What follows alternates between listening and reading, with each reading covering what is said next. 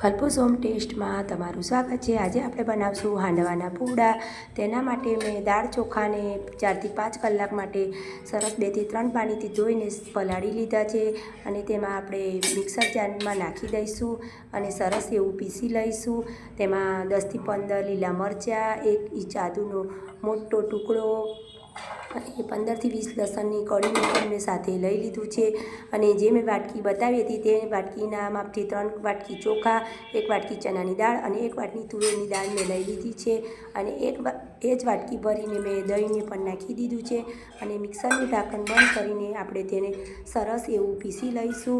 મેં સ્વાદ પ્રમાણે મીઠું નાખ્યું છે। મીઠું તમારે તમારા સ્વાદ અકોર્ડિંગ નાખવાનું। પછી તેને સરસ એવું પીસી લઈશું, હલાવીને ચેક કરી લઈશું।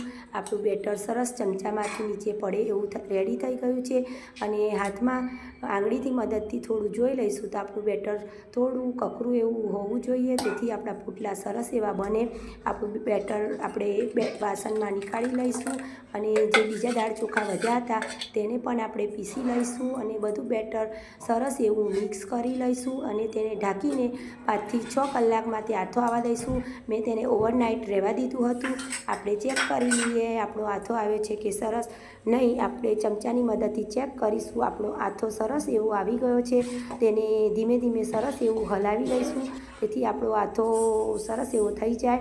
પછી 5 થી 6 ચમચી ખાંડ નાખી છે મેં। તમને ગળપણ જેટલું ફાવતું હોય તેટલું તમે નાખી શકો છો। અડધી ચમચી હળદર નાખી છે અને સરસ એવું મિક્સ કરી લઈશું। હળદર નાખ્યા પછી આપણે સરસ એવું મિક્સ કરવાનું, તેથી હળદરના જે કણને લીધે જે રેડ કલર આવે છે તે ન આવે તેનું ધ્યાન રાખવાનું। એટલે હળદર સરસ એવી મિક્સ થાય ત્યાં સુધી આપણે તેને હલાવી લઈશું।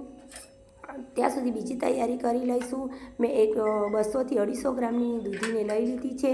તેનો ડીટિયાનો ભાગ કાપીને તેને સરસ એવી છોલી લઈશું। દૂધી તમારે સરસ કૂણી એવી લેવાની તો તમારો હાંડવાનો ટેસ્ટ ખૂબ સરસ એવો આવે।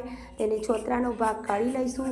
જો તમારી દૂધી સારી ન હોય તો તમને જે બિયા અંદર આવે છે તે મોઢામાં આવશે, તેથી તમારો હાંડવાનો ટેસ્ટ સારો નહીં લાગે। આપણે દૂધીને સરસ એવી છોલી લઈશું અને પછી તેને આપણે મીડિયમ જે છીણવાનું આવે છે તેનીથી છીણી લઈશું। મેં બધી દૂધીને સરસ એવી છીણી લીધી છે। તમારે જો તેમાં ગાજર નાખવું હોય તો તમે તેમાં છીણીને ગાજર પણ નાખી શકો છો। પછી મેં લીલા ધાણાને પણ સરસ એવા કટ કરી લીધા છે। આપણું દૂધી અને લીલા ધાણા કટ થઈ જાય પછી બેટરને સરસ એવું મિક્સ કરી લઈશું। પછી દૂધી અને ધાણા નાખી દઈશું। બેટરને સરસ એવું હલાવી લેવાનું, તેથી આપણી ખાંડ જે નાખી છે તે સરસ એવી ઓગળી જાય। ખાંડ તમારે તમારા ટેસ્ટ અકોર્ડિંગ નાખવાની। જો તમને ગળ્યું ઓછું ફાવતું હોય તો તમે ઓછું પણ નાખી શકો છો, પણ હાંડવામાં ખાટો મીઠો ટેસ્ટ આવે તો જ હાંડવો ખાવામાં સરસ એવો લાગે છે। પછી એક પેન ગરમ કરવા માટે મૂકીશું અને 2 થી 3 ચમચા મોટા તેલ મૂકીશું। આપણું તેલ થોડું એવું ગરમ થાય પછી નાની ચમચી ભરીને હિંગ નાખીશું। હિંગ નાખ્યા પછી આપણી હિંગ થોડી એવી થાય પછી આપણે 2 ચમચી જેવી રાઈ નાખીશું।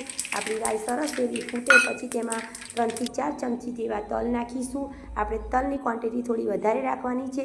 મારો મોબાઈલ પડી ગયો હતો તેથી વિડીયો બંધ થઈ ગયો છે, તેથી વઘાર નાખતા હું તમને બતાવી શકતી નથી, તેના માટે સોરી। મેં વઘાર નાખીને સરસ એવું મિક્સ કરી લીધું હતું।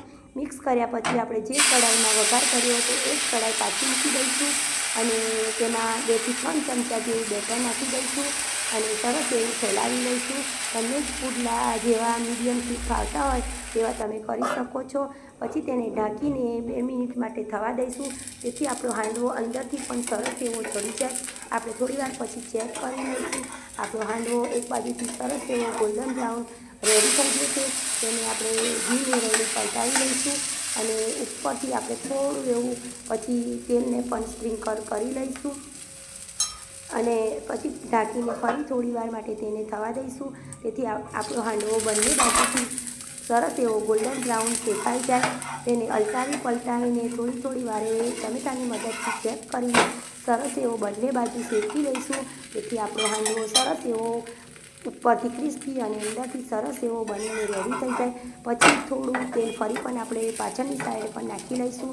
પછી ચવેથાની મદદથી આપણે તેમાં થોડા વચ્ચે કટ કરી લઈશું, કારણ કે અંદરથી પણ હાંડવો સરસ એવો ચડી જાય અને આપણો હાંડવો સરસ એવો રેડી થઈ ગયો છે। તેને આપણે પ્લેટમાં લઈ લઈશું। એ જ રીતથી આપણે બીજા પુડલાને પણ બનાવી લઈશું. મેં 2 થી 3 ચમચા ભરીને બેટર નાખી દીધું છે અને સરસ એવું ફેલાવી લીધું છે. મારા બાળકોને તો હાંડવો ખૂબ સરસ એવો ભાવે છે. તમારા બાળકોને ભાવે છે કે નહીં તે મને કોમેન્ટ કરીને જણાવજો. તેને આપણે ગરમા ગરમ ચા જોડે સર્વ કરીશું. તમે તેને સોસ સાથે પણ સર્વ કરી શકો છો. તમને મારી આ રેસીપી ગમતી હોય તો મારી ચેનલને લાઈક કરજો, સબસ્ક્રાઈબ કરજો અને શેર કરજો. તમારો ધન્યવાદ. જય માતાજી.